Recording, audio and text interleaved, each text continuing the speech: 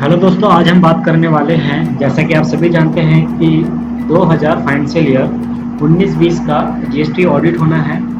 और GST audit जब किया जाता है, चाहे वो एक चार्टर्ड अकाउंटेंट करे या फिर कोई सीनियर अकाउंटेंट करे या किसी एडवोकेट के द्वारा, जिन्हें जीएसटी एक्सपर्ट होते हैं, अगर वो ऑडिट करने आते हैं और या आप उनसे अपने अकाउंटिंग के ऑडिट करवाते हैं, तो वहाँ पे एक जो मोस्ट इम्पोर्टेंट बात आती है वो आती है आईटीसी को लेकर, कि आपने कितना इनपुट क्लेम किया हुआ है, कहीं ज़्यादा इनपुट तो नहीं क्लेम किया, या फिर आपने अगर ज़्यादा इनपुट क्लेम कर लिया है तो उसको आपने रिवर्सल किया है या नहीं किया। इससे भी ज़्यादा मोस्ट इम्पोर्टेंट बात क्या आती है दोस्तों, कि आपने जिस भी सप्लायर से माल खरीदा है, यानी आपने जिससे माल खरीदा है वह आपके लिए क्रेडिटर होता है, तो आपने अपने उस क्रेडिटर को उस बिल के against with in 180 day payment किया है या नहीं किया। अगर आपने अपने क्रेडिटर को 180 दिन के अंदर, इनवॉइस डेट से लेकर 180 दिन के अंदर आप अगर पेमेंट कर देते हैं, तब तो आपको कोई इशू नहीं आता, किसी भी प्रकार की प्रॉब्लम नहीं होती। लेकिन अगर आपने उस इनवॉइस के डेट से लेकर 180 दिन तक पेमेंट नहीं किया और आपने उस इनवॉइस का आईटीसी क्लेम कर लिया है, तो उस आईटीसी को आपको रिवर्स करना होता है। अब यहाँ पे दो बात निकल के आती है दोस्तों, ध्यान से समझिएगा। पहली बात कि अगर आपने पार्शियल पेमेंट किया, मतलब कोई एक इनवॉइस काटा आपने, मान लीजिए 10,000 को वो इनवॉइस वैल्यू था और आपने उसमें 6,000 पे कर दिया, बचा 4,000, लेकिन आपने आईटीसी तो पूरा क्लेम कर लिया 10,000 के अगेंस्ट जितना भी आपका बन रहा था। अब आपने जो 6,000 पेमेंट किया, बचा 4,000, और वो 4,000 आपने 180 दिन के अंदर पेमेंट नहीं किया, अभी भी ड्यू है, या 180 दिन बाद पेमेंट किया, तो आपको उस 4,000 पे जितना आपका इनपुट बनेगा जीएसटी का अमाउंट, वो आपको रिवर्स करना होगा। ये सारी चीजें हम टैली की हेल्प से भी जान सकते हैं। टैली में ऐसे स्टेप हैं जिसको फॉलो करके आप ये जान सकते हैं कि किस बिल के अगेंस्ट आपने पेमेंट किया हुआ है, या कौन सा जो बिल है वो अभी तक 180 से ऊपर ड्यू डेट हो गया है। तो ये सारी चीजें हम बात करेंगे। जैसा कि आप ये देख रहे हैं कि रिवर्सल एक्सप्लेन इन डिटेल आ रहा है, फॉलो।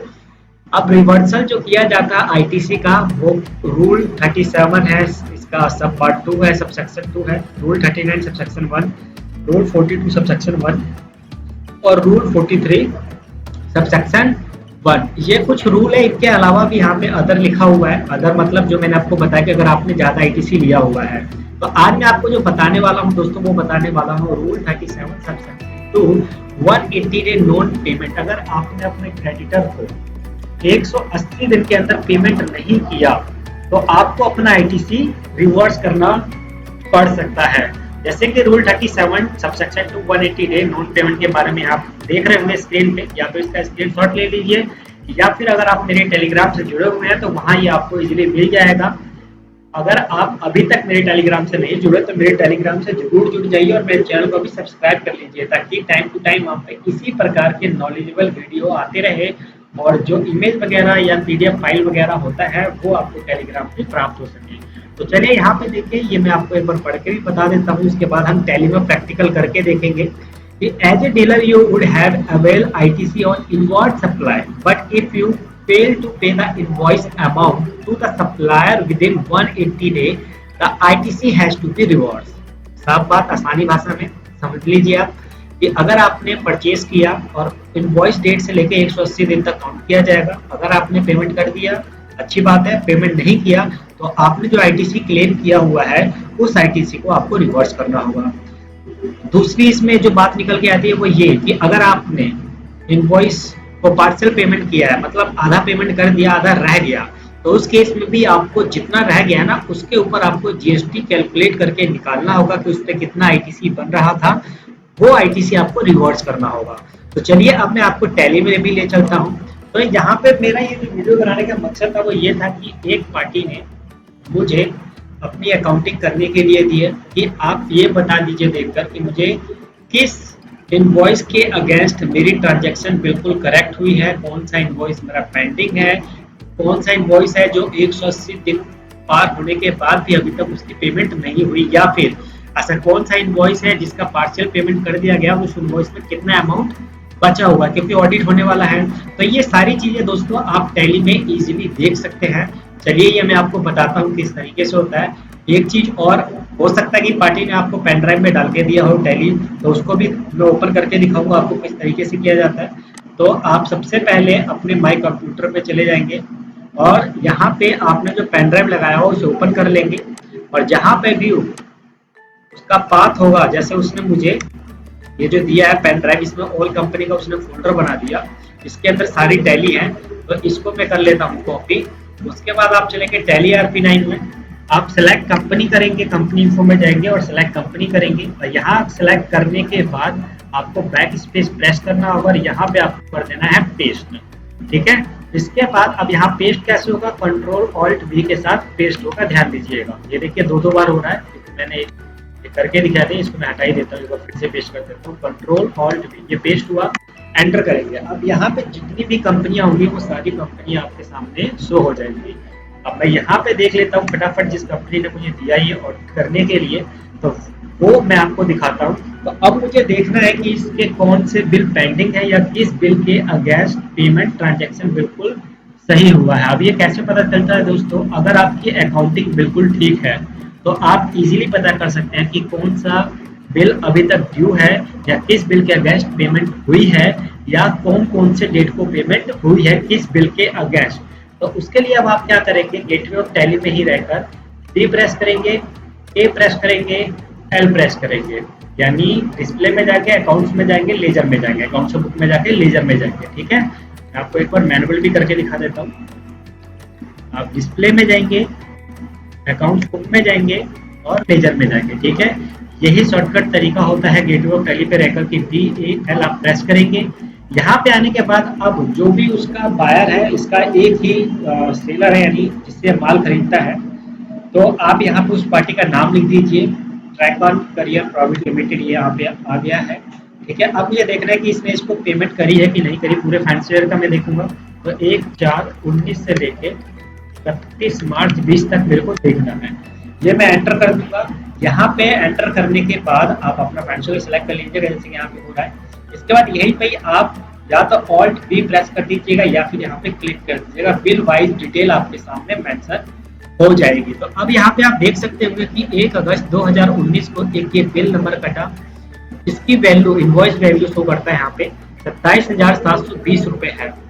पेंडिंग अमाउंट दिखा रहा है इसमें 10,000 रुपए, और 243 दिन ओवर ड्यू हो चुके हैं 31 मार्च तक, यानी 180 डे से ये ओवर हो चुका है। तो इसके ऊपर इसको ITC रिवर्स करना होगा। फिर नीचे अगर आप देखेंगे कि 2 सितंबर 2019 को एक ये बिल कटा, और इस बिल के अगेन जो इनवॉइस वैल्यू बनी वो 6,490 बनी, और ये 6,490 अभी तक पेमेंट नहीं किया गया। इसमें कुछ भी नहीं है, ₹1.84 उसको छोड़ देंगे।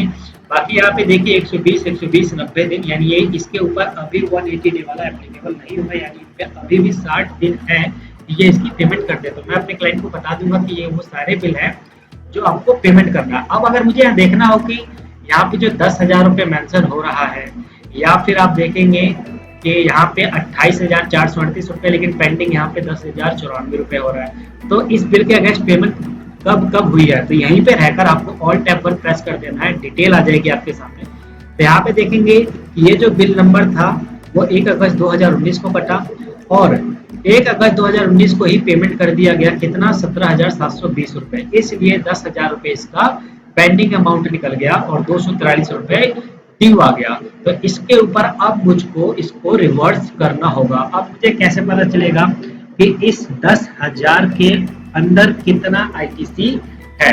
तो अब आपको दोस्तों एक चीज तो करना होगा कि आपको पहले वो सारी चीजें कलेक्ट करनी होगी कि इसका जो GST रेट है वो कितना है और इस इनवॉइस पे कितना लगा होगा। तो मेरे वाले केस में, इस वाले केस में मैंने पहले R&D कर लिया था कि इसका 18% ही चार्ज करता है ये। तो अब यहीं पर रहकर मैं आपको एक बार प्रूफ करके दिखाऊंगा। यहाँ पे देखिए 27,720 है, तो Ctrl+N प्रेस करता हूँ मैं, 27,720 डिवाइड बाय 1.18 करूंगा, ठीक है, टैक्सेबल वैल्यू निकल जाएगा क्योंकि इसके अंदर हो सकता है आपका जो टैक्सेबल वैल्यू है प्लस आपका कुछ ये कह लीजिए कि फ्रैट चार्ज वगैरह होगा, पेट्रोल वगैरह जो मतलब जो फ्रैट चार्ज वगैरह यूज करते हैं, कुछ डिस्काउंट भी दिया होगा, तो वो सारी एडजस्टमेंट होने के बाद उस पर जीएसटी लगता है। उसके बाद आपका टैक्सेबल इनवॉइस बनता है। तो इसमें मेरा जीएसटी का अमाउंट कितना है और ये टैक्सेबल वैल्यू कितना है ये मैं आपको दिखाता हूँ।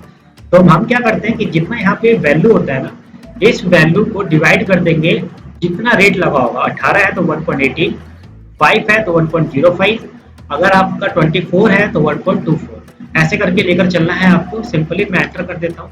यहाँ पे देखेंगे कि 23,491 रुपए इसका ये टैक्सेबल वैल्यू है।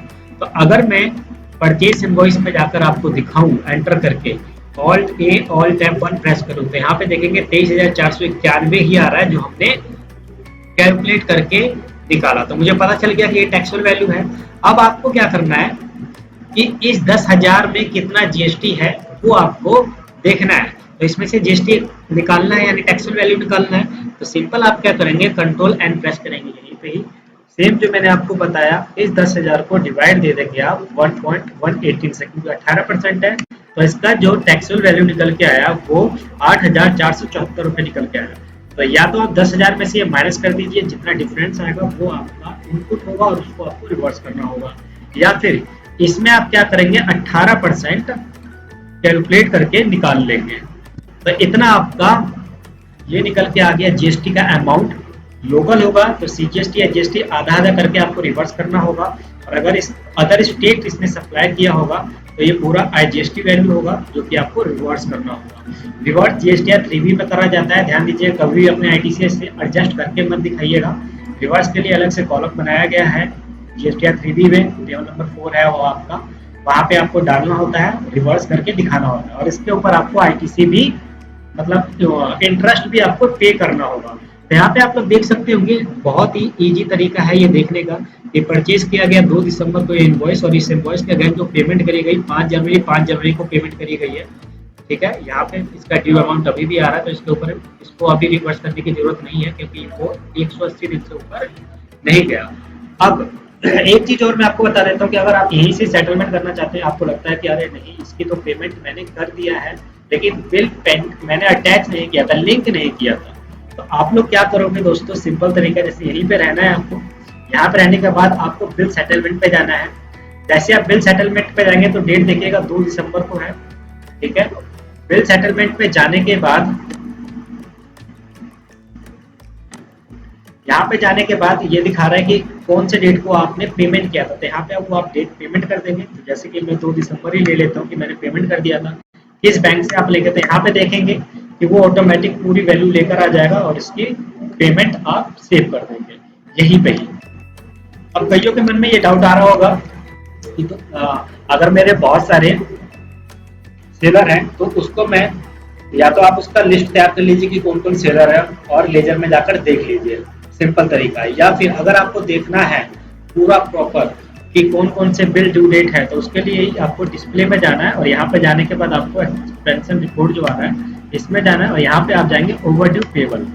ओवरड्यू पेबल पे जाएंगे तो 1 अप्रैल 20,030 सितंबर आ रहा है, तो यहाँ से आप डेट चेंज करके जो फाइनेंशियल ईयर आपको सिलेक्ट करना है वो सिलेक्ट कर लीजिएगा। या 1 अप्रैल 2019 से 31 मार्च 2020 आ गया, ऑल टैब 1 प्रेस करेंगे, सेम वही डिटेल आएगा जो मैंने वहाँ दिखाया था। बस यहाँ पे होता है कि आप बिल सेटलमेंट नहीं कर सकते, और वहाँ पे आप बिल सेटलमेंट कर सकते हैं। तो यहाँ पे आपके जितनी भी पार्टियां होंगी वो सारी पार्टियां यहाँ पे मेंशन हो जाएंगी। इस यहाँ पे वहाँ पे आपको पार्टी वाइज देखना होगा, और यहाँ पे सारी पार्टियां एक साथ इकट्ठी हो जाएंगी। तो इस तरीके से दोस्तों आप अपने बिल वाइज डिटेल देख सकते हैं कि किस बिल के अगेंस्ट कितनी पेमेंट गई है, कितनी पेमेंट रह गई है, 180 दिन से ऊपर है या नहीं, ताकि आपको इजीली पता चल सके कि किस बिल के अगेंस्ट आपको आईटीसी रिवर्स करना है और किस बिल के अगेंस्ट आईटीसी आधा रिवर्स करना है या पूरा करना है या नहीं करना। तो आई होप कि इतनी नॉलेज आप लोगों के लिए दोस्तों काफ़ी होगी एक परफेक्ट अकाउंटेंट के लिए, क्योंकि ये छोटी सी चीज़ आपको लगी होगी इस वीडियो में, और ये छोटी सी चीज़ अक्सर देखा जाता है कि जो सीनियर अकाउंटेंट होते हैं या जो मैनेजर अकाउंटेंट होते हैं उनको भी ये चीज़ पता नहीं होती कि टैली में किस तरीके से देखा जाता है। तो मैंने सोचा कि आप लोगों के लिए जब मेरे पास ये काम आया है, क्योंकि क्लाइंट मुझे काम देते रहते हैं कि आप इसे ठीक कर दीजिए, तो मैं उसको ठीक कर देता हूँ। तो मैंने सोचा कि इस टॉपिक को लेकर आप लोगों के लिए वीडियो बना दूं ताकि आप लोगों तक भी इसकी नॉलेज पहुंच जाए। आई होप कि आप लोगों को ये वीडियो दोस्तों नॉलेजेबल लगी हो तो वीडियो को लाइक ज़रूर कीजिएगा, कमेंट करके ज़रूर बताइएगा ये वीडियो कैसी लगी आप लोगों को, और ज़्यादा से ज़्यादा शेयर कीजिएगा, मेरे टेलीग्राम से जुड़ जाइएगा और वीडियो को बस लाइक ज़रूर करते-करते चैनल को भी सब्सक्राइब कर लीजिएगा। थैंक यू सो मच दोस्तों, नेक्स्ट वीडियो में मिलेंगे।